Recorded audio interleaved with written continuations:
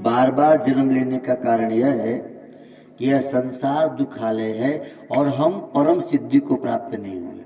जैसे उसी क्लास में आप कब पढ़ेंगे? जब पास नहीं हुए। जब आप पास नहीं होंगे तो उसी क्लास में पढ़ेंगे ना। यानी हमको मरना नहीं आया, एक बार ऐसा मरो कि फिर मरना नहीं हो। यानी मरते समय यदि यह समझ में आ गया कि मैं नहीं मरता, तब तो परमात्मा को प्राप्त होंगे, परम सिद्धि को प्राप्त होंगे। मरते समय मोह रह गया कि हाय मेरा संसार छूट रहा है, घर छूट रहा है, तो पुनः आना पड़ेगा। उसी क्लास में हम तब पढ़ते हैं जब हम पास नहीं होते। आप अभी कथा खत्म हो और घर जाए तो फिर तुरंत रात को आएंगे? आप नहीं आएंगे, कल आएंगे, जरूरत नहीं है। रात को क्यों आएंगे 11-12 बजे के बाद? लेकिन आप कथा से गए और जाके घर पे याद आए, करे मोबाइल वहीं छूट गई, चप्पल वहीं छूट गया, तो भाग के आएंगे ना। कुछ छूट गया तो हम तुरंत आएंगे, नहीं देखेंगे रात हुई है। यानी मर के हम जाते हैं, लेकिन हमारी कुछ इच्छाएं छूट जाती हैं, इसलिए आना पड़ता है। बिना इच्छा के होके जाएंगे तो आना नहीं पड़ेगा। तो भगवान कह रहे माम उपेत्य पुनर्जन्म। जो लोग आए धन्यवाद। नवरात्रि में वैसे भी रात्रि को जागरण करना चाहिए। कुछ माने में हम लोग भी बहुत पीछे हैं। हम लोग भजन में भी सुख ढूंढते हैं कि बढ़िया से व्यवस्था हो तो कथा सुनने चाहिए। माम उपेत्य पुनर्जन्म दुखालय। देखिए जहां जो चीज मिलता है उस पर लिखा होता है। जैसे औषधालय माने औषधि मिलती है, पुस्तकालय माने पुस्तक मिलता है, भोजनालय माने भोजन मिलता है, और श्री कृष्ण कहते हैं इस दुनिया को दुखालय। अब सोचो, नाम से ही पता लग गया ना यहाँ क्या मिलता है। ये दुनिया क्या है? दुखालय है। पुनर्जन्म दुखालय। जितनी बार भी जन्म लेके आप और हम आएंगे, दुख से पीछा नहीं छूटेगा। आप हम तो फिर भी इंसान है माई बाप। भगवान भी जब दुनिया में आए तो दुख ही से, क्योंकि इसका नाम दुखालय है। भगवान भी जब धरती पे आए तो दुख ही से ना। राम जी का जीवन देख लो, कृष्ण जी का जीवन देखो। जो भी महापुरुष संत हो, भगवंत हो, संसार में जब जब आए, ब्रह्म ज्ञानी महापुरुष, आत्मज्ञानी संत भी जब शरीर धारण करके इस संसार में आते तो दुख ही पाते। दुनिया को निर्दुख बनाते हैं अपने पावन वचनों से, लेकिन खुद दुख पाते हैं, क्योंकि कृष्ण के वचन है माम उपेत्य पुनर्जन्म दुखालय मम सत्य। यह दुखालय है, यहाँ कुछ भी शाश्वत नहीं है। जब भोजनालय में जाओ तो भोजन ही मिलेगा, वहां दवा नहीं मिलेगी। अच्छा, मेडिकल पे जाओ तो वहां वड़ा पाव अथवा समोसा थोड़ी मिलने वाला है, वो औषधालय है। तो औषधालय में औषधि, पुस्तकालय में पुस्तक, भोजनालय में भोजन। तो संसार क्या है? दुखालय है। दुखालय में हम दुखी तो पहुंचेंगे। तो दुनिया में रह के दुख से कैसे पार पाया जाए? मान लीजिए कि जब दुखालय है तो दुनिया में रहकर दुख से पार कैसे पाए? तो बहुत आसान तरीका, दुख की पोल जान जाइए। जैसे आपको रात में कहीं पे छोटा सा पेड़ भूत नजर आ रहा है, इतना छोटा पेड़ हो लगेगा कुछ तो बैठा है। तो ये दुख तब तक है जब तक हम उसको टार्च बार के पास में जाके देख न लिए। चांदनी रात लग रहा है कि कोई बैठा है, लेकिन एक बार करीब जाकर देख लिए, करे बैठा नहीं, ये तो ठूंठ है, तो पेड़ है, तो कुछ रखा हुआ है। तो अब भय भग गया कि नहीं भग गया? तो दुख भी कैसे भाग जाएगा? जब दुख की पोल जान जाते कि वास्तव में दुख है ही नहीं। मुझे लग रहा है कि मैं दुखी हूँ, दुखी हूँ, दुखी हूँ, मैं बीमार हूँ, तो बीमार हूँ। तो कौन बीमार है? तो बोले शरीर। तो हम शरीर है ही नहीं। ये बात समझ में आ गया तो दुख भाग गया। ईश्वर के नाम पर जो इतना बवाल मचाया, लोग अपने आप में अलग अलग लड़ते हैं, अलग अलग भगवान को मानते हैं, उसका मुख्य कारण क्या है? हमने पूर्ण रूप से भगवान को जाना नहीं। तो कोई स्वरूप में मानने लगा, कोई कृष्ण रूप में मानने लगा, कोई दुर्गा रूप में मानने लगा। आप पूरा जानते ही नहीं। पूरा नहीं जानते तो इसलिए एक रूप में मानते, एक नाम का जप करते हैं। हम इसी भगवान के, हम दूसरे के यहां नहीं जाएंगे, हम इस पंथ के हैं। एक गांव था, पूरा गांव अंधों का गांव, कोई आंख वाला नहीं था। अंधों के गांव में आया हाथी। अब अंधों का गांव, तो हाथी जब चलती है तो घंटी बजती, देखो ना हाथी में लगा रहता है। अंधे जान गए कि हाथी आ रही, घंटी से। अंधे थे, सब आए, बोले रोको हाथी रोको। तो हाथी वाले ने कहा क्यों रोको? बोले हमको हाथी देखनी है। तो हाथी वाले ने कहा तुम लोग हाथी कैसे देखोगे, तुम तो अंधे हो। अरे बोले आंख से अंधे हैं, अकल के अंधे थोड़ी हैं, हम लोग छू के समझ लेंगे हाथी कैसा होता है, हाथी रोको। अब हाथी वाला तो हाथी वाला है, हाथी को बिठा दिया। अब पूरा गांव अंधों का है, जरा बात समझिएगा। मैं इसलिए समझा रहा हूं कि हम लोग पूर्ण रूप से परमात्मा को नहीं जानते, इसीलिए एक एक रूप के भक्त हो के आपस में ही द्वेष करते। तू राम भक्त है और मैं कृष्ण भक्त हूं। पूर्ण रूप से जानिए भगवान को। अब कुछ अंधों ने हाथी का सूंड पकड़ा, तो उनको लगा कि हाथी सांप जैसी होती है, थोड़ी मोटी होती है, अजगर जैसे। अब जिन्होंने पैर पकड़ा उनको लगा कि नहीं, हाथी पेड़ जैसी मोटी होती है। जिन्होंने पूंछ पकड़ा उनको लगा कि हाथी लाठी जैसी होती है, बाल वाल लगे होते हैं उसमें। जिन्होंने कान पकड़ा उनको लगा कि नहीं हाथी तो सूप जैसी होती है। जिन्होंने पीठ को छुआ उनको लगा चबूतरा जैसी होती है। हाथी तो चली गए। जो अंधे पूरे गांव में एक साथ प्रेम से रहा करते थे, उन अंधों में अब झगड़ा शुरू हुआ। अब जिन्होंने कान पकड़ा था बोले हाथी देखा तुझे? बोले हाँ। कैसी थी? बोले सूप जैसी। हट बेवकूफ कहेगा, मैं क्या तेरे से कम दिमाग वाला हूं? हाथी पेड़ जैसी होती है। वो पैर ही पकड़ा था। अब दोनों लड़ ही रहे थे, तीसरे ने कहा दोनों मूर्ख हो, हाथी चबूतरे जैसी होती है। वो पीठ पकड़ा था। जहां की एक साथ मिलके रहने वाले सब अंधे, अब क्या हुआ तो खंड खंड हो गए, अलग अलग पार्टी बन गई। जैसे आजकल संस्थाएं बनी है, कान वालों की टोली अलग, पूछ वालों की अलग, सूढ़ वालों की अलग, पीठ वालों की अलग, अलग अलग पार्टी बंदी हो गई। क्या है? तो बोले हमने हाथी देखा है, हाथी ऐसी होती है, बेवकूफ बना रहे हैं। अब गांव बट गया, आधे लोगों से आधे लोगों की बातचीत नहीं। इतने में कुछ लोग बाहर से आए जो उस समय गांव में नहीं थे, कमाने गए थे। तो जो बाहर गए थे, जब वो आए तो कहे भैया गांव तो अपना बड़ा अच्छा था, हो क्या गया ये इतना पार्टी बंदी कैसे? बोले भैया हाथी आई थी। तो बोले हाथी आई थी तभी तो झगड़ा है। कोई कहता है कि लाठी जैसी होती है, तो कोई कहता है चबूतरा जैसी, तो कोई कहता है पेड़ जैसी, झगड़ा है। तो जो अंधे बाद में बोले इसमें झगड़ा की क्या बात है, हाथी वाला फिर लौटेगा ना? बोले हाँ, उसी से पूछ लेंगे, आपस में झगड़ा क्यों कर रहे हो? धूप कर दो जरा, धूप। हाथी वाला कुछ दिन बाद लौटा, घंटी बजी, फिर सब लोग दौड़े रोको रोको। हाथी वाले ने कहा अब क्यों रोक रहे हो, हाथी तो देख ही लिया था जाते थे। बोले नहीं रोको, देख लिए थे लेकिन कुछ पूछना है। हाँ पूछो। बोले एक बात बताओ, हाथी पेड़ जैसी होती है? हाथी वाले ने कहा हाँ होती है। अच्छा, तो हाथी चबूतरे जैसी होती है? बोले हाँ ऐसी भी होती है। तो हाथी लाठी जैसी होती है? बोले हाँ। तो हाथी सूप जैसी होती है? बोले हाँ। तो अंधों ने कहा तो क्या 10-20 हाथी लेके घूम रहे हो? बोले नहीं, हाथी एक ही है। बोले है, जब एक ही हाथी है तो सूप जैसी भी है और चबूतरे जैसी भी है और लाठी जैसी भी है और पूंछ जैसी, ऐसे कैसे? हाथी वाले ने कहा कि ये बात तुमको नहीं समझ में आएगी क्योंकि तुम्हारे पास आंख ही नहीं।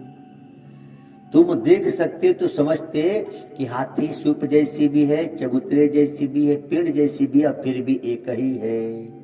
एक ही हाथी के अलग अलग अंग के आकार है। तुम अंधे हो ना, इसलिए तुमको समझ में, तुम देख नहीं पाते।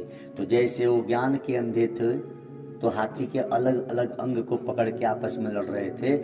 हम लोग के पास आंख तो है लेकिन हमारे पास ज्ञान रूपी नयन नहीं है, इसीलिए हम भगवान के एक एक शास्त्र को, एक एक रूप को पकड़ के लड़ते रहते हैं। कोई बोले जय माता जी मेरी माँ सबसे बड़ी, दूसरे ने कहा जा देवाधिदेव महादेव महाकाल का मैं भक्त हूँ, तीसरे ने कहा रे जा तेरे महाकाल तो हमारे ठाकुर जी के भगत हैं। हाँ, राम जन्म होता है तब आते हैं, कृष्ण जन्म होता है तब आते हैं। ले अभी पता ही नहीं है ज्ञान की कमी के कारण कि वास्तव में जैसे हाथी के अलग अलग अंग के अलग अलग आकार हैं, वैसे ही उस एक परमात्मा के ही अलग अलग रूप हैं। रामनवमी में भगवान श्री राम बन जाते हैं और जन्माष्टमी में भगवान कृष्ण बन जाते हैं और महाशिवरात्रि में वही महादेव बन जाते हैं और नवरात्रि में वही देवी माँ बन जाती है। एक का एक ये बात समझ में आ जाए तो दुखालय से बच जाओगे। खत्म हो गया ना दुख। ये जो संसार का दुख है, इस दुख से बचने के लिए भगवान के स्वरूप को जानना होगा। तो भगवान के स्वरूप को बताने की कथा का नाम है श्रीमद् भागवत। खूब समझेंगे जरा आज भागवत को। भागवत क्या है? भागवत निगम कल्पतरु गलितम फलम सुख। ये निगम आज की नहीं है, कई पीढ़ी दर पीढ़ी से होते आई हुई है।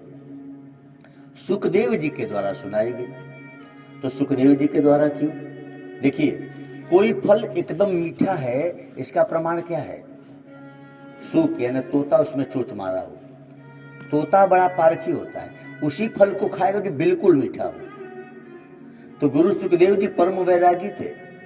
सुखदेव जी ने उसी शास्त्र को सुनाया जो बिल्कुल मीठा था।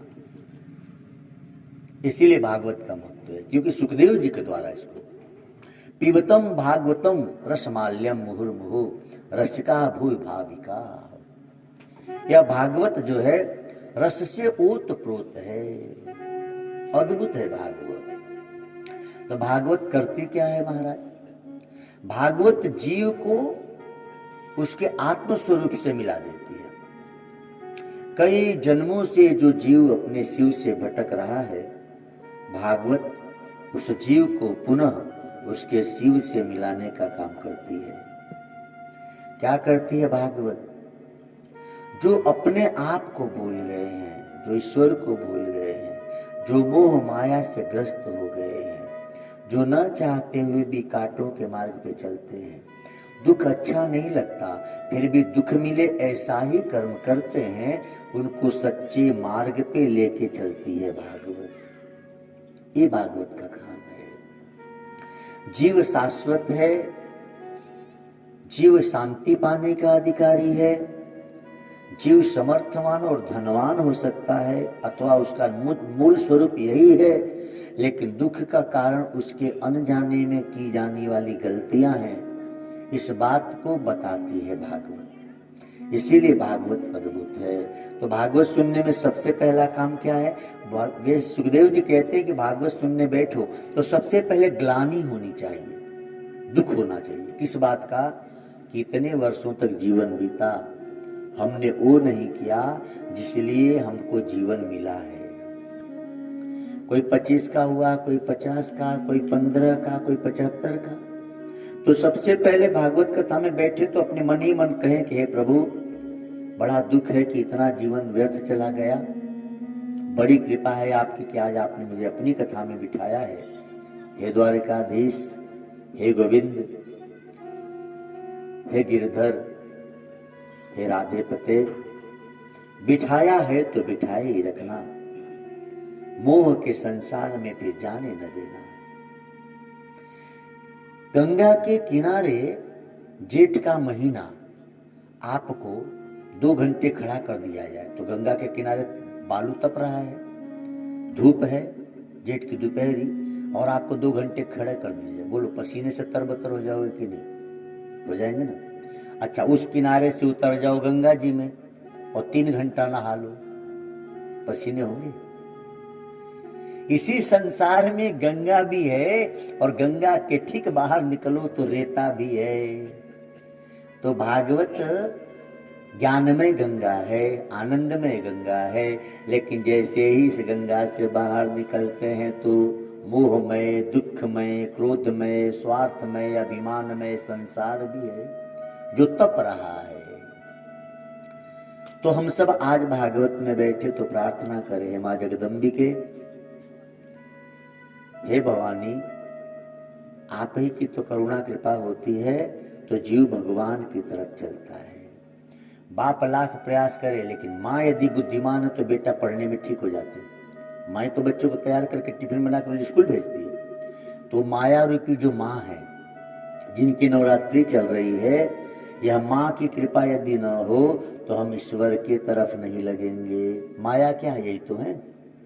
जब ये अपना प्रभाव हटाएगी तभी तो हम भगवान की तरफ जाएंगे। जैसे माँ यदि दुलार करती रहे तो बेटा पढ़ने नहीं जाता, लेकिन माँ जब उसको चॉकलेट दे के, टिफिन दे के प्यार से भेजती है, जा बेटा, तो चला जाता है। माँ गोदी में बिठा कर रखे तो नहीं पढ़ेंगे। तो हम कहें, हे जगदम्बिके, हे सर्वेश्वरी माँ, आपकी कृपा है माँ, तभी तो आप अपने चरणों में बिठा के हमको ज्ञान दे रही हो। बिठा लिया है तो अब उठने ही न देना। तो पहली बात कहते हैं सुखदेव जी यह कि हमको ग्लानि करनी चाहिए कि जीवन का इतना समय बीत गया, लेकिन हम जो करने आए थे वो नहीं किए। खैर, अब जो समय बचा है उसका ही हम उपयोग करेंगे। अब हम व्यर्थ नहीं जाने देंगे समय को। तो क्या करना है अब हमको? जो तू आवे एक पग तो मैं आऊं पग 60, ऐसा कहते हैं। जो तू आवे एक पग तो मैं आऊं पग 60। भगवान कहते तुम एक कदम चलो, मैं 60 कदम चलता हूं। 100% में भगवान मिलते हैं तो तुम 40% भक्ति करो, 60% वो कर देंगे। कितना सहज है। अब हम भगवान से कहें, ग्लानि जब होती है ना, जब किसी बात का दुख होता है, जब किसी बात का पछतावा होता है, जैसे आपने झगड़ा किया और पछतावा हुआ, तो फिर उस व्यक्ति से झगड़ा नहीं करेंगे और जाके बातचीत भी करके माफी भी मांग लेंगे। दो मित्र आपस में किसी गलत फहमी में लड़ जाएं और उनको पछतावा हो जाए तो फिर वो क्या करेंगे? वो मित्रता पुनः मित्रता हो जाएगी। इसीलिए एक निवेदन तो मैं और कर लूं आपसे, जिनसे बहुत लगाव हो, ध्यान देंगे, हम लोग संसार में रहते हैं ना, तो अक्सर अपने भाई से, अपने पड़ोसी से कभी कभी मन मुटाव हो ही जाता है किसी बात को लेके। तो एक प्रार्थना हाथ जोड़ के है कि अपने भाई से, अपने पड़ोसियों से एक तो झगड़ा हो ना, ऐसा प्रयास करें। और झगड़ा हो भी गया तो झगड़ा में इतना कुछ ना कह दो, ऐसा झगड़ा न कर दो कि कभी प्रेम भी हो तो बात खटके। इतनी गुंजाइश जरूर रखिए, क्योंकि पक्का है आज नहीं तो कल प्रेम होगा ही। प्रेम तो पहले था ही, किसी बात को लेकर थोड़ा सा अनबन हो ही रहा है, तो दोनों पक्ष को ये ध्यान रखना चाहिए कि अगल बगल में ही है, फिर कभी मिले तो कहीं ऐसा न लड़ जाए कि बात खटके। अच्छा, दोनों लोग समझदार हो जाए ना तो झगड़ा फिर जल्दी ही प्रेम में बदल जाएगा। तो भागवत जी ने कहा कि आपके हमारे जीवन में भी जरा कल्पना करो, संसार में दो लोग विवाह होता है, जब संसार के संसारिक लोग दो शरीर मिलते हैं तो इतना आनंद आता है, क्षणिक आनंद है कुछ देर का। जब यह आत्मा परमात्मा से मिलेगा तो कितना आनंद आएगा। बस जैसे हम संसार में मिलते हैं किसी व्यक्ति से, पत्नी से, पति से, बस वैसे ही अब परमात्मा से मिलने का प्रयास करें। पति पत्नी का मिलन क्षणिक आनंद देता है, लेकिन ईश्वर का मिलन शाश्वत आनंद देता है। एक बार उनसे मिलके देखें आप। अब मिलने के लिए करना क्या है? पहला शर्त है ग्लानि करें, दूसरी शर्त है भाव रखें। श्रीमद् भागवत भाव की कथा है, इसमें बहुत ज्ञान नहीं लगाना है। ज्ञान लगाएंगे तो कृष्ण को समझना मुश्किल हो जाएगा, इसलिए भाव से समझे। भाव की कथा है कृष्ण की, जिसको जैसा भाव रहता है उस तरह से कृष्ण उनको मिलते हैं। अब भाव क्या है? वास्तव में मुझे यदि याद है तो शायद ऋग्वेद की बात है, क्षमा करें, ऋग्वेद में है कि पूर्ण रूप से मुझे याद नहीं आ रहा है। पुलस्त्य ऋषि ने प्रश्न किया है कि भगवान के माँ बाप कौन है? बड़ा सुंदर, और उसका उत्तर उसी में है। जब उन्होंने प्रश्न किया है कि भगवान के माँ बाप कौन है, तो उसमें ही उसका उत्तर भी आया है कि भगवान के माँ बाप भाव है। भक्त के हृदय में जब भाव उत्पन्न होता है तो जिस तरह का भाव उत्पन्न होता है उस तरह का भाव, उस तरह का भगवान प्रकट हो जाता है। ध्यान से समझेंगे, भगवान क्या है? तो भाव का भूखा है। आपको जिस तरह के भाव आपके हृदय में आएंगे उसी तरह के भगवान आपके सामने प्रकट हो जाएंगे। धन्ना जाट को लगा कि भगवान हमको एक नौकर मिल जाता, तो ठाकुर जी धन्ना जाट के घर नौकर बने। कथा आप जानते हैं कि नहीं? धन्ना जाट वाले पंजाब प्रांत की कथा है ये। एक धन्ना नाम था उसका। जाट ऐसे बड़े बुद्धि के नहीं होते बेचारे। एक कहावत है, जाट रे जाट तेरे सिर पे खाट। किसी ने कहा 8 दूनी 16, जाट ने कहा चुप 16 दूनी 8। सोचिए कितने बुद्धिमान होते हैं जाट। ऐसा धन्ना जाट, उसको भगवान मिले, और मिले भी किस रूप में? तो नौकर के रूप में। और भी कैसे? सिलबट से प्रकट हो गए। गांव में आए थे गुरुजी महाराज, गांव भर चेला। तो गुरुजी एक एक दिन सबके यहाँ भोजन करते। धन्ना जाट के यहाँ भी भोजन करने पहुंचे। तो भोजन करने से पहले ठाकुर जी के निकाल के भोग लगाते, प्रणाम करते, तुलसी दल चढ़ाते, फिर भोजन करते। धन्ना जाट ने कहा, बाबा ई क्या है? बोले ई ठाकुर भगवान है। अच्छा, तो हमहू को दे दो, हमहू पूजा करेंगे। अभी पंडित जी ने सोचा इसको मैं अपना भगवान दे दूं तो मैं कहां से लाऊं। इसने पैर पकड़ लिया, गुरु जी आपको तो भगवान दूसरे मिल जाएंगे, मुझे दे दो। अच्छा, मूर्ख आदमी से पल्ला छुड़ाना है। अब पंडित जी ने झोली में से सिलबट निकाला। भांग पीने वाले पंडित जी थे, तो जिससे सिल पे जो भांग रगड़ते थे उतना बड़ा सिलबट उसको दे दिए। बोले ले। बोले आप वाले तो छोटे थे। बोले बड़ा भगवान है। अब सिलबट मिल गया इतना बड़ा। धन्ना कहते तो बाबा इनकी पूजा कैसे होगी? बोले कुछ नहीं करना है, नहा के नहा लियो और खिला के खाइयो, 2 ही काम है। पहले खुद नहाना, फिर इनको नहला देना। अब पहले इनको खिलाना, फिर खा लेना। अब पंडित जी तो चले गए, अनपढ़ आदमी, बुद्धि तो है नहीं, रोटी परोसा। अब ठाकुर जी भला रोटी खाए? तो इसको लगा कि जल्दी जल्दी पंडित जी से जुदा हुए हैं भगवान, तो उनको याद आते होंगे पंडित जी। अरे भाई, पंडित जी मालपुआ खिलाते थे, हम गरीब आदमी है तो रोटी नहीं खा रहे होंगे सुखी। 1 दिन 2 दिन 3 दिन कथा कहती है, धन्ना को आ गया जाटपना। बोले खाते हो कि नहीं? अभी जान दे दूंगा। धन्ना जैसे जोर से सिर पटका, सिलबट्टे में से भगवान प्रगटे। अब सोचिए, पंडित जी रोज भोग लगाते तो नहीं आए, और धन्ना 3 दिन में प्रकट कर दिया। अच्छा, प्रगटे क्या? बोले रुक रुक रुक मैं भोजन करो। जिसके सामने साक्षात द्वारिकाधीश भोजन कर रहे हैं, वो धन्ना कहता है कि अकेले पूरा नहीं खाना, मैं भी भूखा ही हूं, मुझे भी चाहिए। क्या प्रेम है! तो भगवान ने कहा तो तू भूखा है तो मैं भी भूखा हूं, तो इतना कम क्यों? बोले गरीब आदमी है साहब, मजदूर कहां से लाए? कोई फ्री का मजदूर मिले तो मैं रख लूं, खेती तो है लेकिन कर नहीं पाता हूं। भगवान ने कहा तो फ्री का मजदूर मैं ही हूं। अब सोचिए, ठाकुर जी को नौकर बना लिया। ये कलयुग की कथा है, भागवत भाव की कथा है। कृपानाथ कृपा करे, जब भी भागवत सुने तो भाव विभोर होके मन ही मन सोचे कि सामने श्रीमद् भागवत की पुस्तक है, भगवान गोविंद बैठे। धन्ना भगवन्ना कहता है उनको, भगवन्ना। अब भगवन्ना नाम रख दिया है। भगवन्ना का काम क्या है? जाओ खेती में, जाओ खेत बो के आओ, जाओ पानी चला के आओ, जाओ गन्ना काट के लाओ, जाओ घास। अब अरे ठाकुर जी सब करते भी। अब सोचिए, ये है भाव। धन्ना भाव से प्रकट कर लेते हैं। तो आपके हमारे जीवन में भी जब तक भाव नहीं होगा, गोविंद को समझना बहुत मुश्किल है। अखंडानंद सरस्वती जी कहा करते थे कि भागवत जब भी सुने भाव भरे होगी।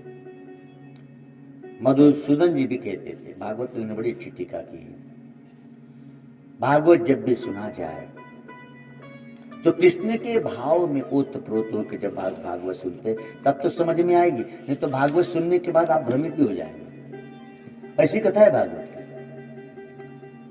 और आदरणीय डोंगरी जी महाराज वो कहा करते थे, भाव नहीं है तो भागवत सुनने सुनाने का कोई अर्थ नहीं है। डोंगरे जी की ये बात मुझे बड़ी अच्छी लगती है। उन्होंने कहा था कि भाव यदि नहीं है तो भागवत सुनने और सुनाने का कोई अर्थ नहीं है।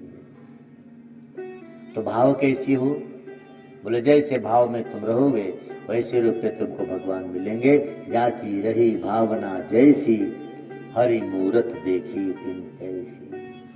भगवान को हम किस रूप में पाना चाहते हैं वो आप पर निर्भर करता है। आपको बताएं, एक बार अर्जुन ने भगवान कृष्ण से कहा, अर्जुन ने कहा कि प्रभु मैं एक बात आपसे कहूं। भगवान कृष्ण ने कहा कहो। बोले आप मेरे गुरु हैं। गीता गुरु बने शिष्य बने तभी सुनाए थे, शिष्य ते हम साधि बात तो प्रपन्नम। आप मेरे गुरु हैं, आप मेरे मित्र हैं, मेरे भाई भी लगते हैं, मेरे बुआ के बेटे। लेकिन मुझे बहुत बुरा लगा, आपने मेरे साथ एक संबंध बहुत गलत जोड़ दिया है। भगवान कृष्ण की बहन सुनकर गया हुआ है। तो मुझे बड़ा कभी कभी संकोच होता है, प्रभु ऐसा रिश्ता क्यों बना दिया आपने? भगवान कन्हैया एक तरह से देखा जाए तो उनके साले लगते हैं।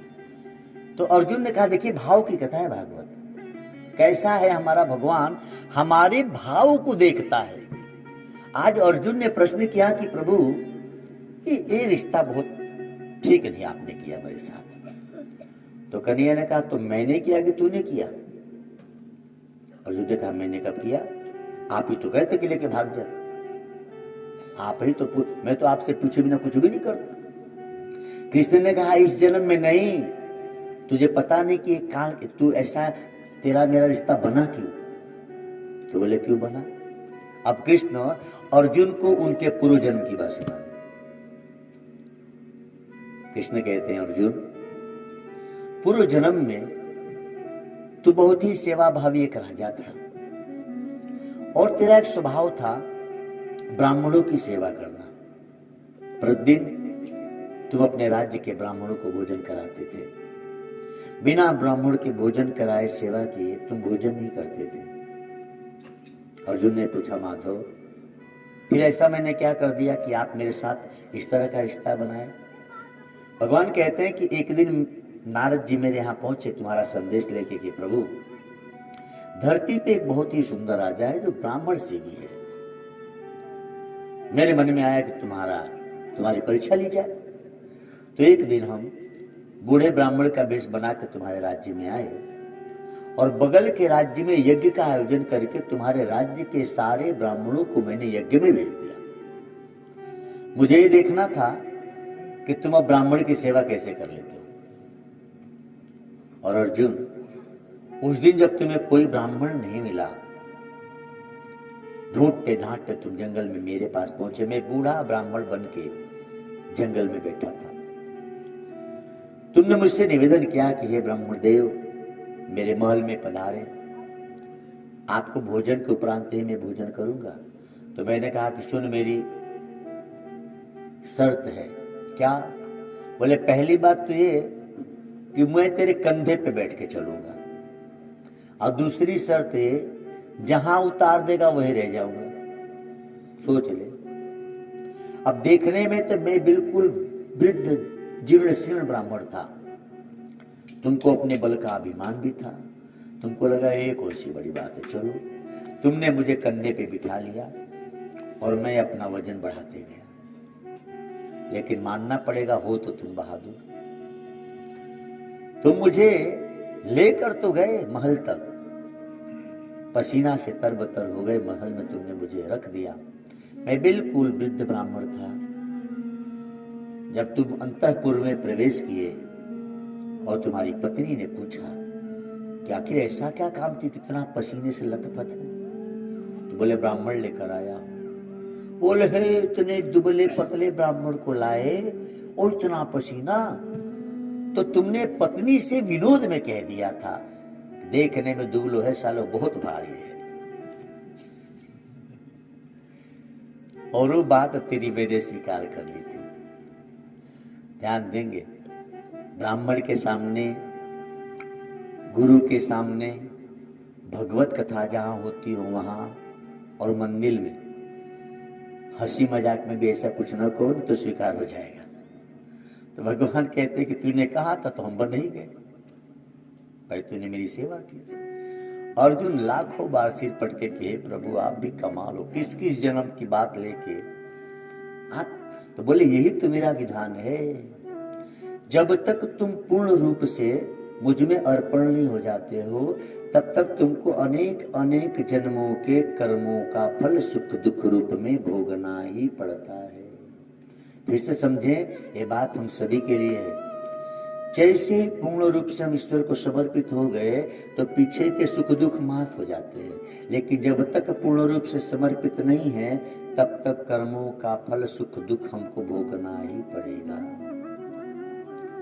इसीलिए जब तक पूर्ण ज्ञान न हो जाए तब तक भागवत को बार बार पढ़ें, बार बार सुने और बार बार इसका मनन करें कि वास्तव में मेरा जीवन परमात्मा को पाने के लिए ही है।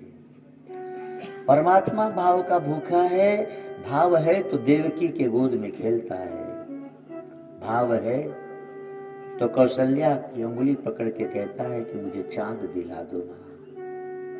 भाव ही तो है जो मीरा सशरीर मूर्ति में समा गई, ये भाव ही तो है। तुकाराम जी अच्छा, अपने इस कलयुग में बड़ी महान भक्ति है। कई ऐसे भक्तों की कथा है जो इस कलयुग में भाव के बल से भगवान में समा गए। माता मीरा जी, गौरांग महाप्रभु, चैतन्य महाप्रभु, संत तुकाराम जी महाराज, नामदेव जी, देखिए कितने नाम है।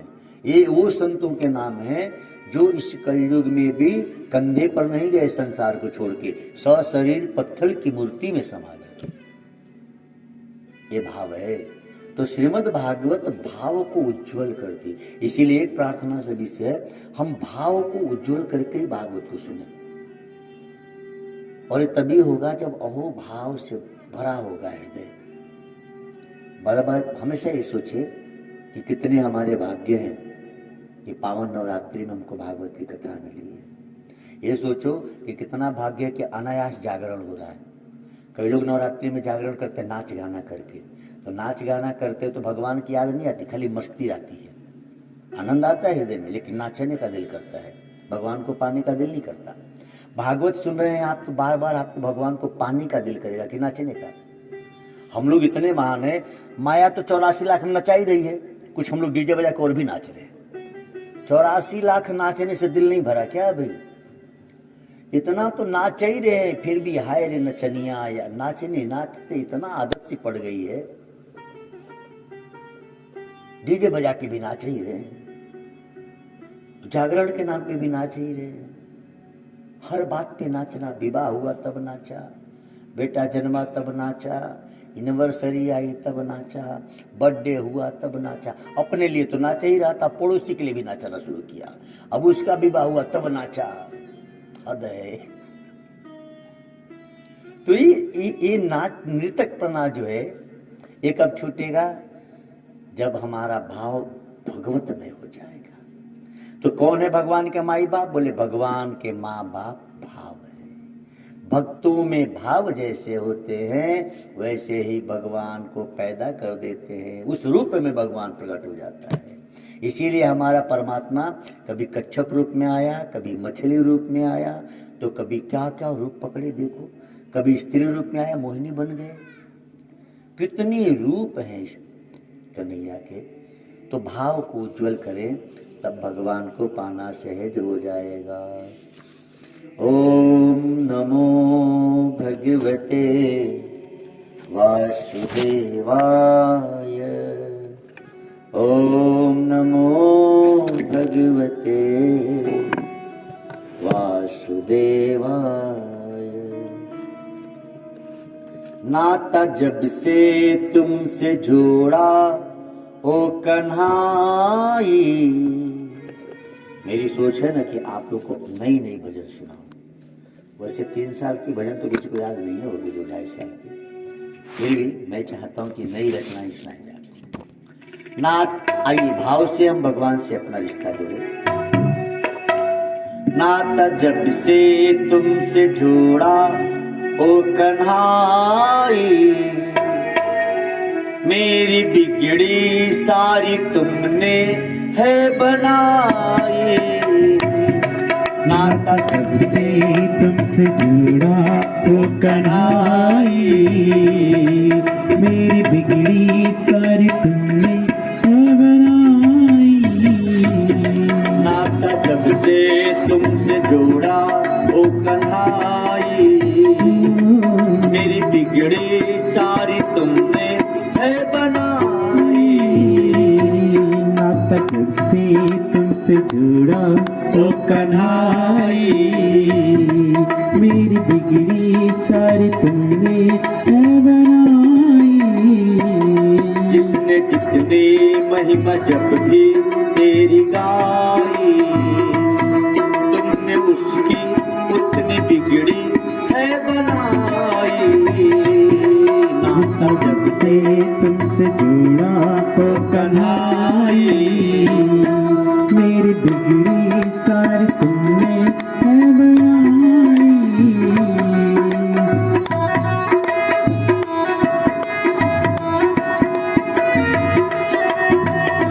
सेरवा घाट हमारी कथा थी और संजय सिंह मिले।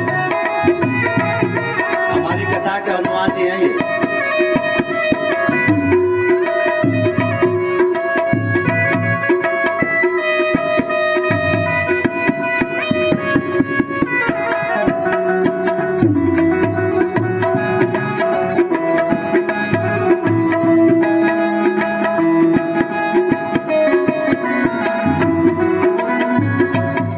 तेरे जैसा नहीं कोई प्यारा सखी, तेरी प्यारी मूरत मेरे मन में बसी। तेरे जैसा नहीं कोई प्यारा सखी, तेरी प्यारी मूरत मेरे मन में बसी। नैना तेरी मेरी नैनों को है भाई, नैना तेरी मेरी नैनों को है भाई। मेरी बिगड़ी सारी तुमने है बनाई। जब से तुमसे जुड़ा हो कन्हाई, मेरी बिगड़ी सारी तुमने है बनाई।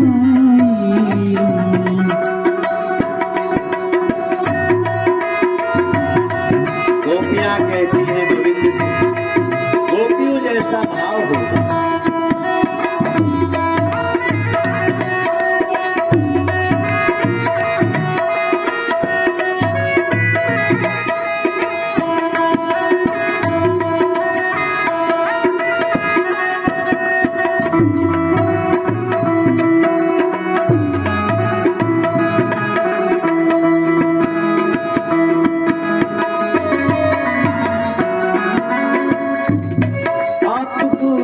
ज्ञान हो, आप शिव राम हो, आप ही हो रवि, आप सुबह शाम हो।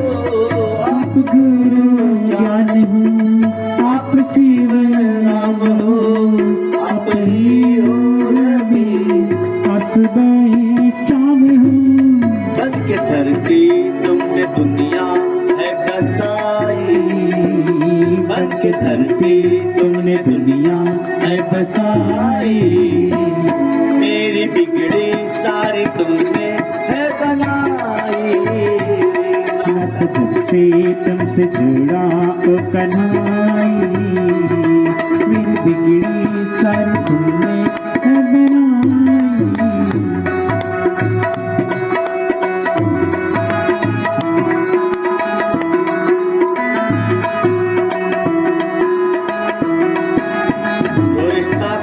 से जोड़ लेते हैं वो संसार के स्वार्थ वाले रिश्तों से सहज में ही बच जाते हैं।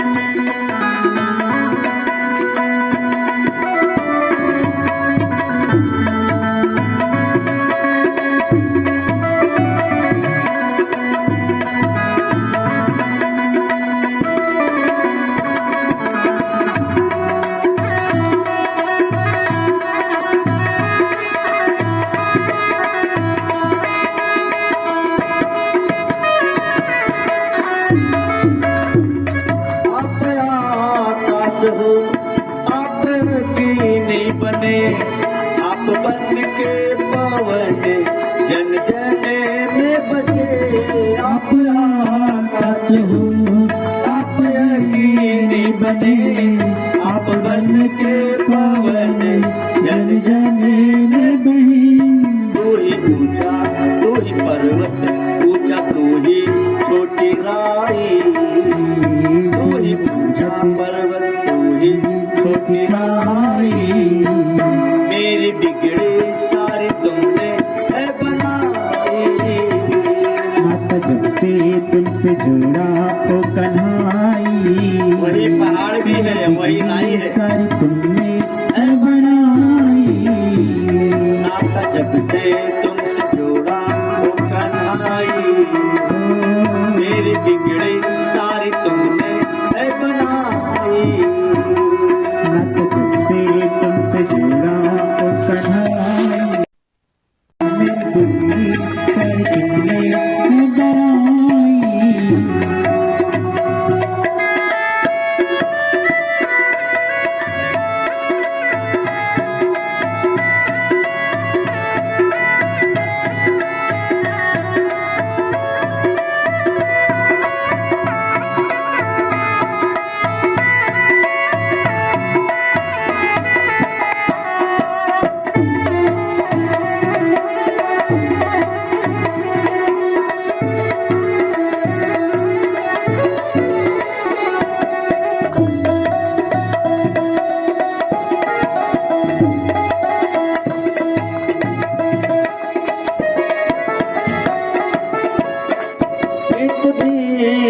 प्रीत भी आप ही, स्वर भी आप हो, गीत भी आप ही, गीत भी आप ही, गीत भी आप ही, स्वर भी आप ही, गीत भी आप ही।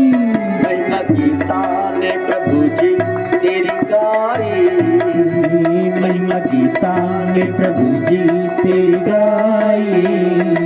मेरी बिगड़ी सारी तुमने है बनाई, नाता जब से तुमसे जुड़ा ओ कन्हाई। मेरी बिगड़ी सारी तुमने है बनाई।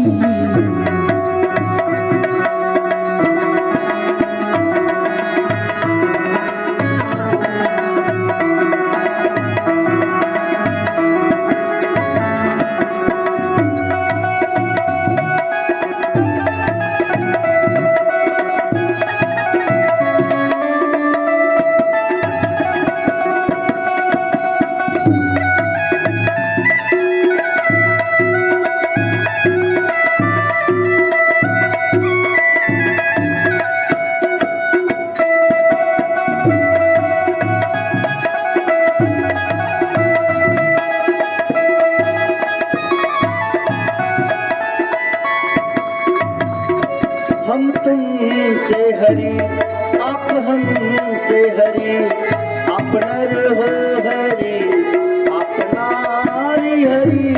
हम तुमसे हरि आप हमसे हरि, आप नर हो हरि आप नारी हरि।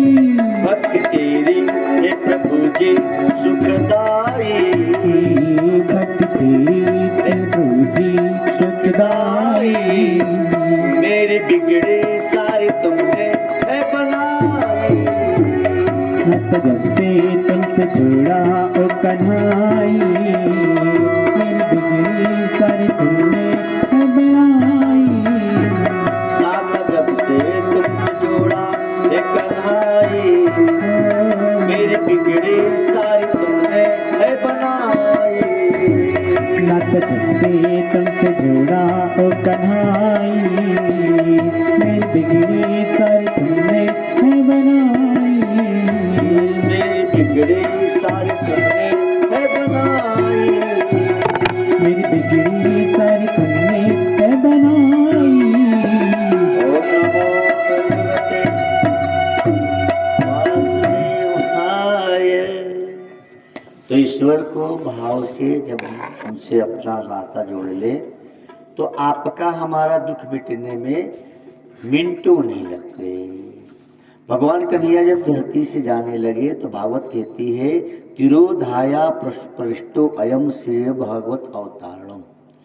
भगवान भागवत में प्रवेश कर गए, यानी भागवत की पुस्तक सिर्फ रखी जाए घर में, ऐसे रख के खाली पूजा भी की जाए तो भी बहुत लाभ होते हैं, मानो साक्षात भगवान आपके घर में विराजमान है। खाली रख के पूजा करने का लाभ है। अब भागवत सुनने का तो और लाभ, अच्छा सुनने से भी ज्यादा सुनाने वाला कोई उस तरह से मिल जाए जो भागवत के मर्म को आपको समझा सके तो और अच्छी बात। हम इतने वर्षों से कथा कर रहे हैं, लेकिन मैं जितनी बार भागवत पढ़ता हूँ उतनी बार नया नया कथा हो जाती है। यानी क्या है अभी तक हम खुद नहीं समझ पाए, 25 साल हो गए, तो आपको कितना समझा पाऊंगा। समझने समझाने की जरूरत नहीं है। गंगा कितनी गहरी है इसको नापने की जरूरत थोड़ी है। प्यास लगी है, पानी पी लो, हमारी प्यास बुझ गई। अब बाकी कितना पानी बह के जा रहा है उसको हमको क्या जरूरत है। कोई प्यासा जल पी के प्यास बुझाने का प्रयास करे कि सारे जल को इकट्ठा करके रखने का प्रयास करेगा। तो भागवत अद्भुत है, अमाप है, अपार है। हम सबको संसार की दुख रूपी जो ताप मिल रही है, इस ताप के लिए इसमें स्नान कर लीजिए। हमको जो कई जन्मों की प्यास लगी है परमात्मा को पाने की, उस प्यास के लिए इसका जलपान कर लीजिए। दो ही काम करना है। संसार के ताप से बचना है तो स्नान कर लीजिए, और भगवान को पाने की यदि प्यास लगी है तो इस भागवत के ज्ञान का जलपान कर लीजिए। एक निवेदन आपसे करूं, हम सब क्या बोलते हैं, पानी बोलते ना, शुद्ध इसको हिंदी में जल ही का, उर्दू शब्द है पानी। अभी हम बंगाली समाज में थे, 2-3 कथाएं मेरी हुई उधर। बांग्लादेश से जब बांग्लादेश अलग हुआ ना, तो जब वहां से लोगों को भगाया गया हिंदुओं को, तो सरकार ने उनको विस्थापित किया यहाँ। मुझे अच्छा लगा कि वो लोग जल ही कहते हैं, उन लोगों से हमने सीख ली। अब मैं प्रयास कर रहा हूँ जल ही बोलूं।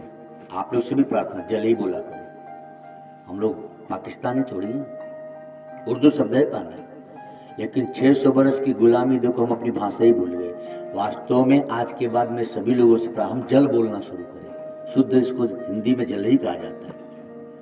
हम लोग कई बात है जो अपनी भूल चुके हैं, सीखना चाहिए उन लोगों से। तो भागवत कहती है कि भगवान को भाव से जब हम भजते हैं, अच्छा यही कारण है कि श्रीमद् भागवत का आप अध्ययन करें तो भागवत में भगवान से ज्यादा भगवान के भक्तों की कथा है। 9 स्कंद तक खाली भक्त चरित्र ही है श्रीमद् भागवत में।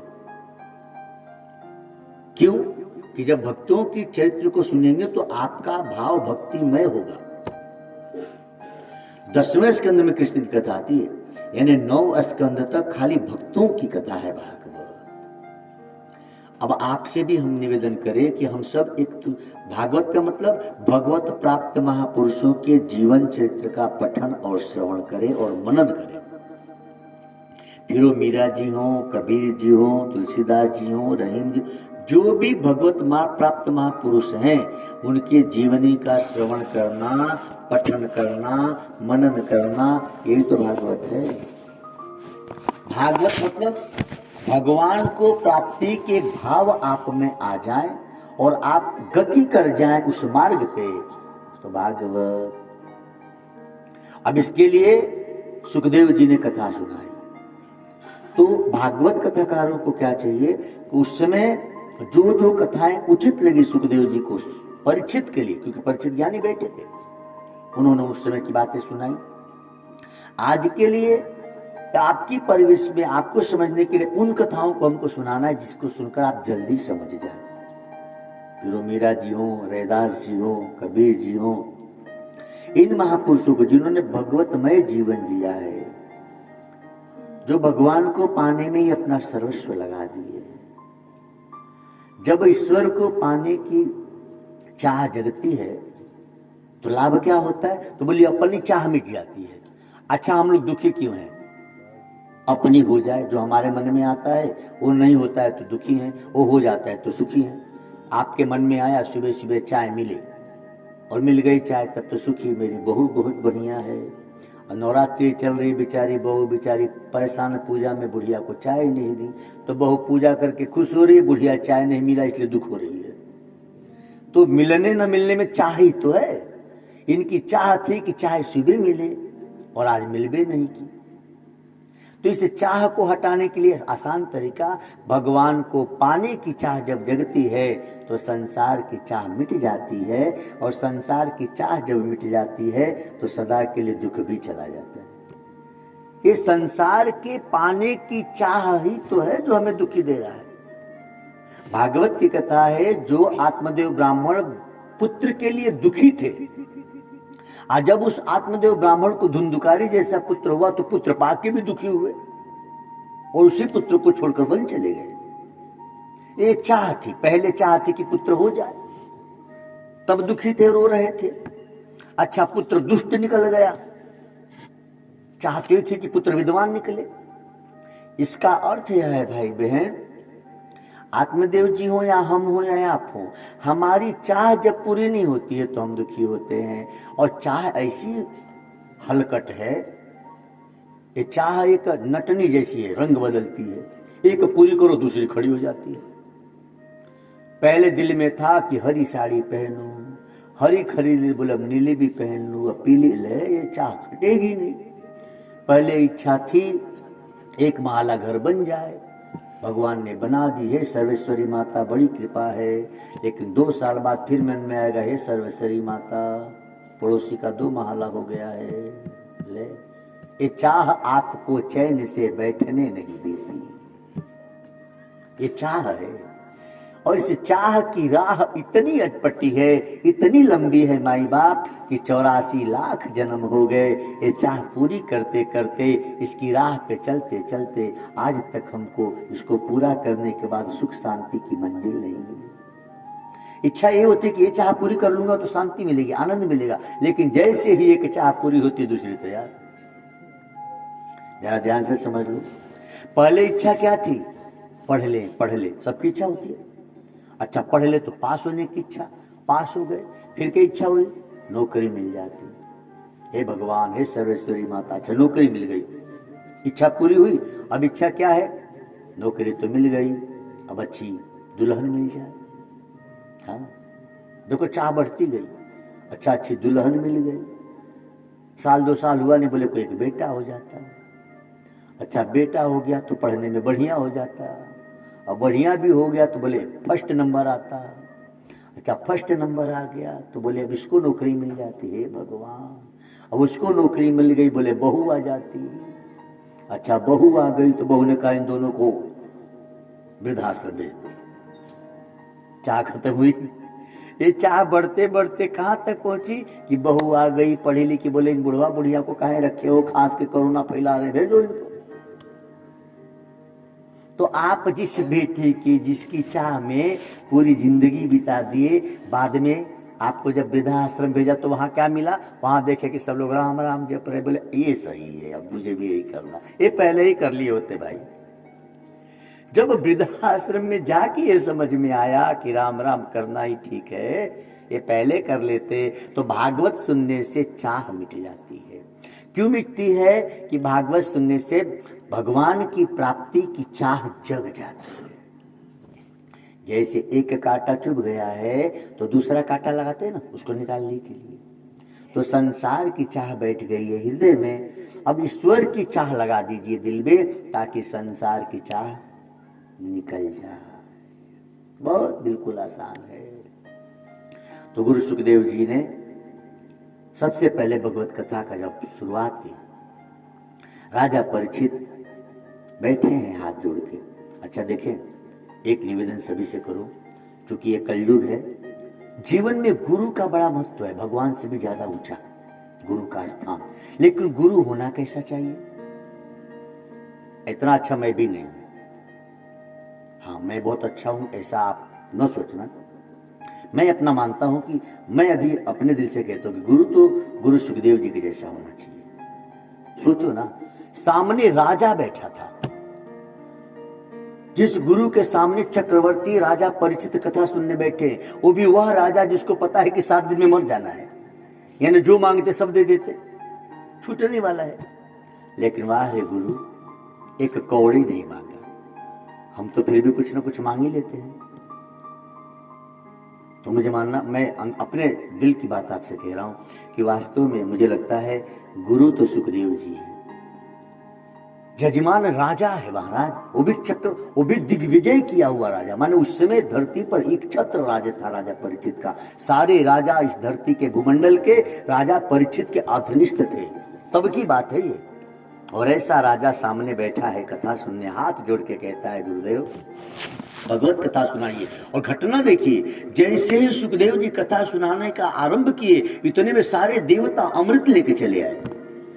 और देवता कहते हैं महाराज, राजा परीक्षित को मरने का भय है ना, तो हम स्वर्ग से अमृत लाए हैं, अमृत पिला दीजिए। अमृत पीने से ये नहीं मरेंगे, काटे सर्प इनको, भागवत अमृत उनको पिलाइए। जरा समझिएगा भागवत जी को, मरने वाला कथा सुनना बैठा है और देवता स्वर्ग से अमृत लेके आए हैं कि आप इनको अमृत पिला दो, लेकिन कथा हमको सुनाओ। अब गुरु जी क्या किए हैं, सुखदेव जी ने पूछा है परीक्षित से कि बेटा बता कौन सा अमृत पिएगा, भागवत अमृत कि स्वर्ग का अमृत। परीक्षित ने कहा गुरुदेव, क्योंकि मृत्यु मेरे सिर पे है, मुझे पहले दोनों का फर्क बताइए। जब दोनों अमृत ही है तो अलग अलग क्यों है? बड़ा सुंदर प्रश्न है। ये कह रहे हैं कि दो अमृत है बेटा तेरे पास, बता भागवत अमृत पिएगा कि स्वर्ग का अमृत पिएगा। तो बोले गुरुदेव पहले इन दोनों अमृत के बारे में मुझे बताएं। तो बोले देख, यह स्वर्ग का अमृत है जो देवता और दानों के झगड़ा से निकला था, समुद्र मंथन हुआ तो निकला। इसको पीने से तुमको सर्प नहीं कुछ भी काटे, बोटी बोटी तुमको काटा जाए तो मरोगे नहीं। लेकिन बेटा इस अमृत को पीने से मरोगे तो नहीं, राग द्वेष रहेगा, क्योंकि झगड़े से उत्पन्न हुआ था। यही वजह है कि देवता स्वर्ग के अमृत पी के अमर तो है, लेकिन एक दूसरे को देख के जलते रहते हैं, एक दूसरे से लड़ते रहते हैं। तो बेटा इस अमृत का ही फायदा है। अब बोले गुरुदेव ये अमृत, बोले भागवत अमृत है बेटा, ये मेरे मुख से तुझे निकलेगा और तुझे पीना पड़ेगा कानों के द्वारा। ये अमृत घड़ा में है, मुख के द्वारा तुझे पीना पड़ेगा बेटा। और मेरी जो अमृत है मुख से निकलेगी, कान के द्वारा पीना पड़ेगा। दोनों में फर्क जरा देखेंगे, दोनों अमृत है लेकिन दोनों के पान करने के तरीके अलग हैं। एक के मुख से निकलता है, मुख में पीता है, घड़ा के मुख से निकलेगा। लेकिन दूसरी अमृत है कि मुख से निकलेगी और कर्ण से पीना होगा। बेटा मेरी भागवत रूपी तुम अमृत पियोगे तो तुम्हारी शरीर तो अमर नहीं होगी, लेकिन तुम अजर अमर आत्मा हो इसका तुमको बोध हो जाएगा और तुम राग द्वेष से बच जाओगे। अब तुमको ये नहीं लगेगा कि हाय रे मेरा पुत्र छूट रहा है, मेरा राज्य छूट रहा है, मेरी पत्नी छूट रही है, हाय रे मेरा। अब तुम्हारे लिए ना कोई मित्र रहेगा ना कोई दुश्मन रहेगा, तुम जहां देखोगे वहां तुमको ब्रह्म नजर आएंगे। इस अमृत को पियोगे तो ब्रह्म नजर आएंगे और इस अमृत को पियोगे तो मात्र तन अमर होगा। तो राजा परीक्षित कोई साधारण तो थे नहीं। धन्यवाद है उस राजा परीक्षित को और वंदन है आप सबको कि उस वंश में आपका जन्म हुआ है। इसलिए क्षत्रिय वंश मैं सुनाते रहता हूँ आपको। एक बार आदि गुरु शंकराचार्य जी महाराज जब कश्मीर गए, भ्रमण पे जब निकले थे, तो उनसे वहां के ब्राह्मणों ने पूछा कि स्वामी जी धरती की सबसे ऊंची जाति कौन सी है? तो सहज भाव में थे शंकराचार्य जी, उन्होंने कहा कि क्षत्रिय धरती के सबसे ऊंचे कुल के माने जाते हैं। तो ब्राह्मणों का चेहरा ही लटक गया कि हैं। तो एक ने हिम्मत करके कहा कि गुरुजी हाँ, हम लोग ने सुना था कि ब्राह्मण होते हैं। तो आदि शंकराचार्य जी बड़े जोर से हंसे, बोले तुम लोगों ने जाति पूछा था इसलिए मैंने क्षत्रिय बताया, ब्राह्मण कोई जाति थोड़ी है, ब्राह्मण तो धरती का देवता है। बड़ा सुंदर उत्तर। आप सबको साधुवाद है, आप उस कुल में जन्मे हैं जिस कुल का एक राजा के सामने देवता अमृत लेके खड़े थे। धन्यवाद परीक्षित को है। परीक्षित कहते हैं गुरुदेव मुझे कथा रूपी अमृत पिलाइए। सोचिए क्या त्याग है परीक्षित के पास। अब आप बताओ किसी को फांसी की सजा हुई हो तो तुरंत कहेगा हाँ भैया फांसी से पहले बच, और राष्ट्रपति उससे पूछे कि बता भागवत सुनेगा कि तेरी फांसी मुक्त कर दी जाए तो क्या कहे? अच्छा आप लोग क्या कहोगे? न करे नारायण, हम लोग को मान लीजिए फांसी की सजा हो जाए और राष्ट्रपति हम लोग से पूछे कि बताओ भागवत सुनोगे कि फांसी की सजा माफ कर दी जाए, तो आप क्या कहोगे? बोले महाराज सजा माफ करो, भागवत तो मोबाइलों पर सुन लेंगे। ये कहेंगे हम लोग, ये थोड़ी कहेंगे कि भैया भले फांसी पे चढ़ा दो, हम तो भागवत सुनेंगे। कैसे दिव्य है राजा परीक्षित। इसीलिए आप सबसे निवेदन करूं, आप ऐसे कुल में जन्मे हो ना कि जब कभी त्याग की बात आए या दो में किसी एक को चयन करने की बात आए, उस समय क्षत्रियों को खूब ध्यान देना चाहिए कि इन दोनों में महत्वपूर्ण क्या है। वंदन राजा परीक्षित को है, श्रीमद् भागवत का चयन किया और देवता स्वर्ग के मुंह लटका के वापस चले गए। क्या कैसा कुल है आपका, देखो गौरवान्वित थोड़ी बात है। सुन रही है ना बेटियां, है ना गौरव की बात।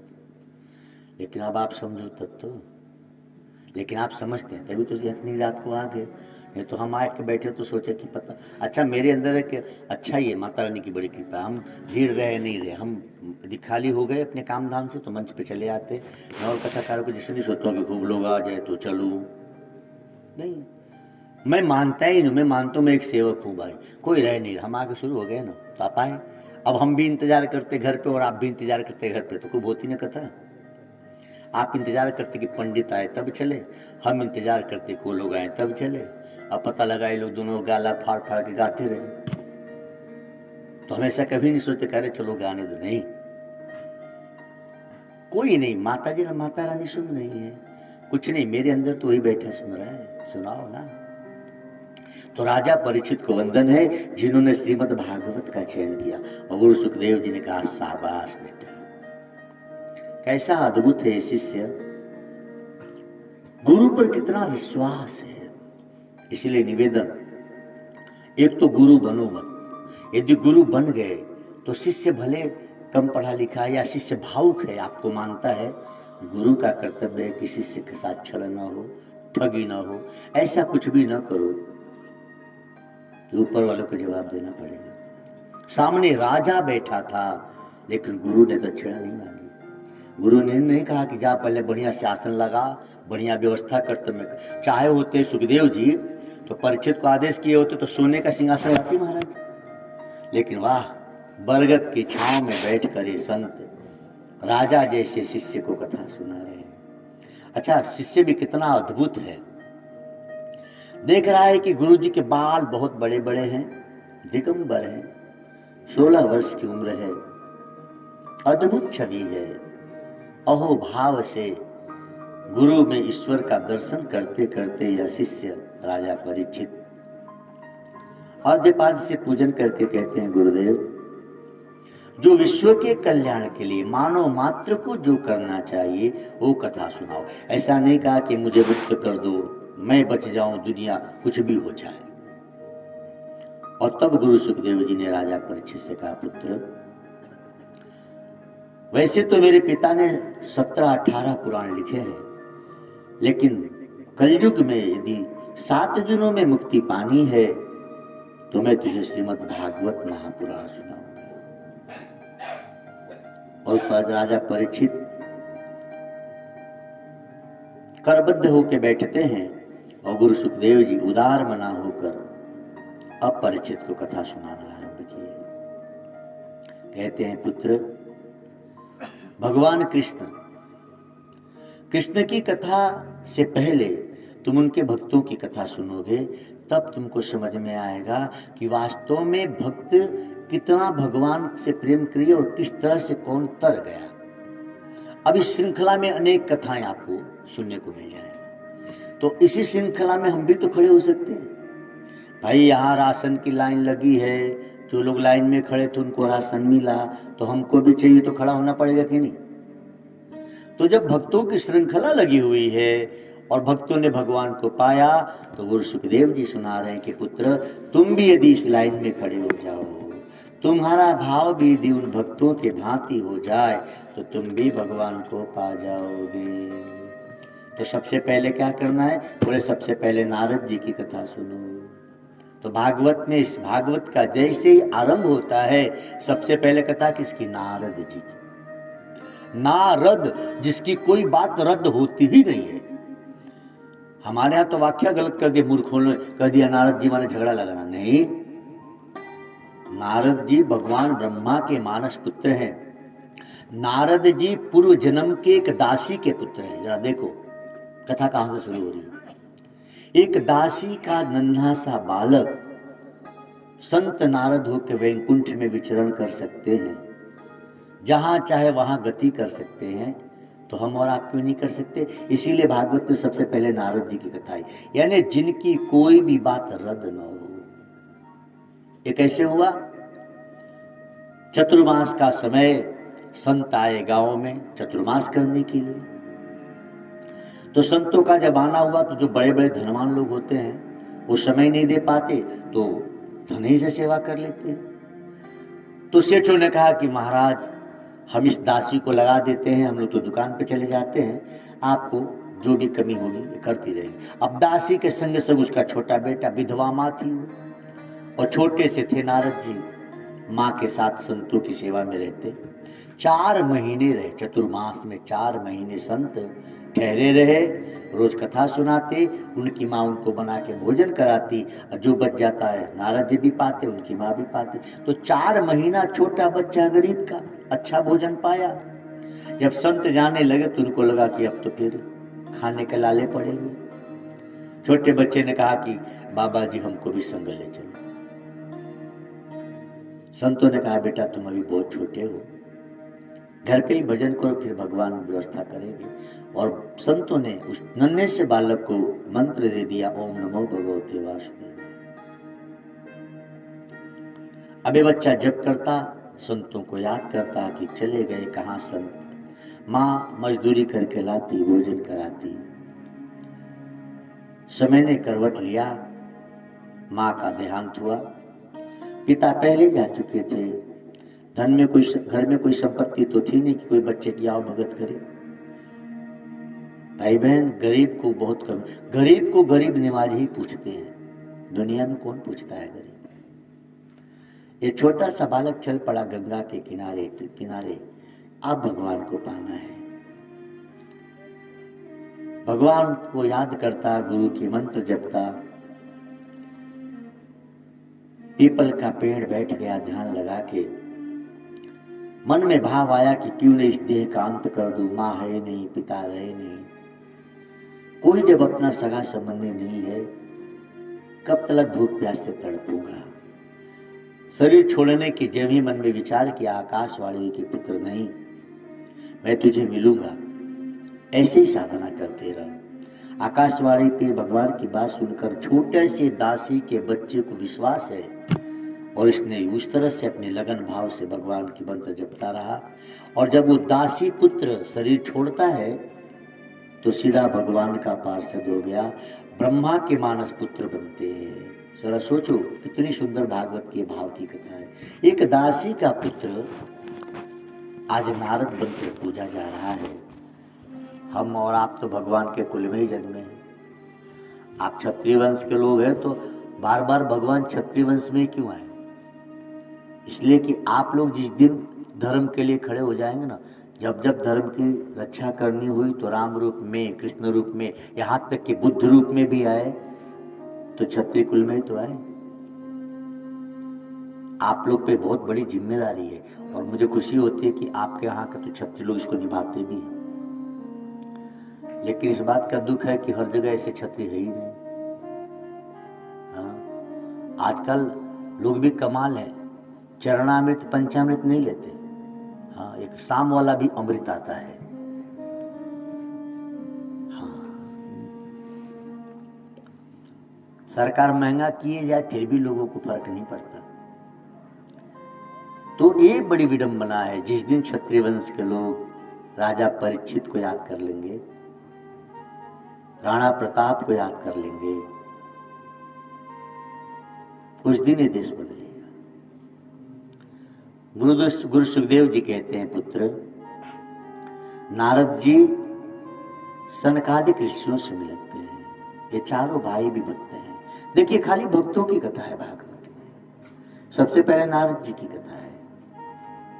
एक दासी का पुत्र भक्त होता है और भगवान को पाता है। इसलिए पाता है कि दासी पुत्र बाद में था, पहले भगवान का पुत्र था। आप और हम क्षत्रिय ब्राह्मण बाद में हैं, पहले ईश्वर अंश जीव अविनाशी हैं। पहले तो हम भगवान के हैं, बाद में हम क्षत्रिय हैं। पहले आप भारतवासी हो, उत्तर प्रदेश वासी हो, बाद में ना अयोध्यावासी हो। अच्छा, अयोध्यावासी बाद में हो, उसके बाद में आप कल्याणपुर वाले हो। आप पहले बरौली कल्याणपुर के हो कि पहले भारत वाले हो? बोलो। भारत के हैं, उसमें फिर उत्तर प्रदेश वाले हैं, फिर उसके बाद अयोध्या वाले हैं, उसके बाद ना गांव वाले हैं। ऐसे ही हम पार ब्रह्म वाले हैं, है ना। उसके बाद सनातन धर्म वाले हैं, उसके बाद फलाने जाति वाले, कुल वाले हैं। ऐसे होता है। पहले तो सब वही वाले हैं। अब जब हम ये कहते हैं कि हम भारत वाले हैं तो इसमें जाति आएगी क्या? नहीं। जब हम ये कहते हैं कि हम भारत वाले तो जाति नहीं आई। जब ये कहते हैं कि उत्तर प्रदेश वाले तो भी जाति नहीं आई। जब ये कहते हैं कि हम अयोध्या वाले हैं तब भी जाति नहीं आई। हाँ, जब ये कहेंगे कि हम बरौली कल्याणपुर वाले हैं तब कोई पूछेगा अच्छा तो उसमें कौन सी जाति क्यों? ये तो है। तो हम सब पहले ईश्वर वाले ही तो हैं। ये बात समझ में आ जाए तो आधा भागवत अभी पूरी हो गई। प्यारे तुम्हें पाना है, दुख लाख सहेंगे।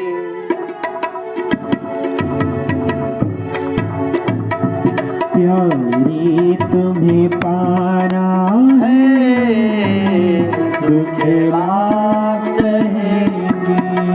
खूब ध्यान देंगे, भगवान को पाना है तो दुख सहना पड़ेगा।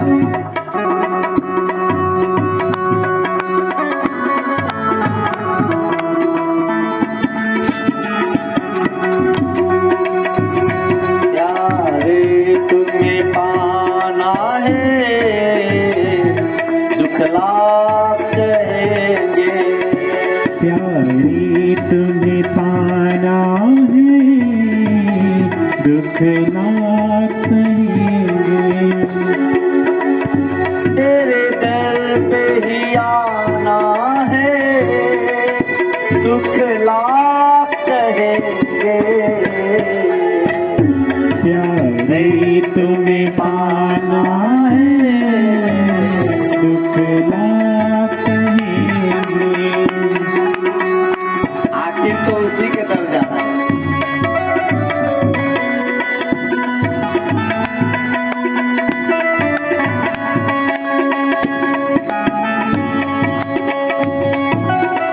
जय हो।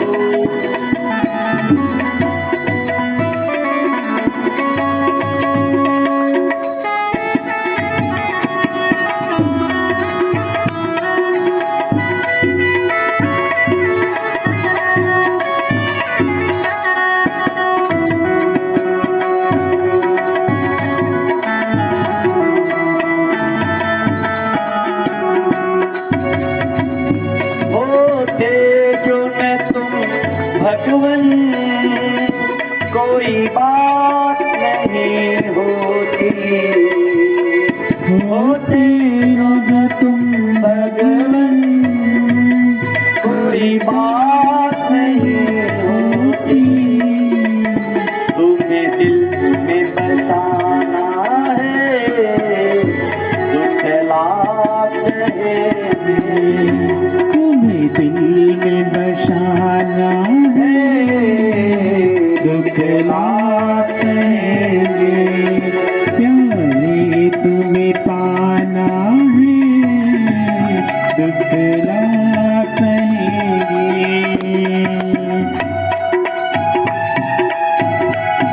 यहाँ के बाद कथा कुटिया हुई थी ना,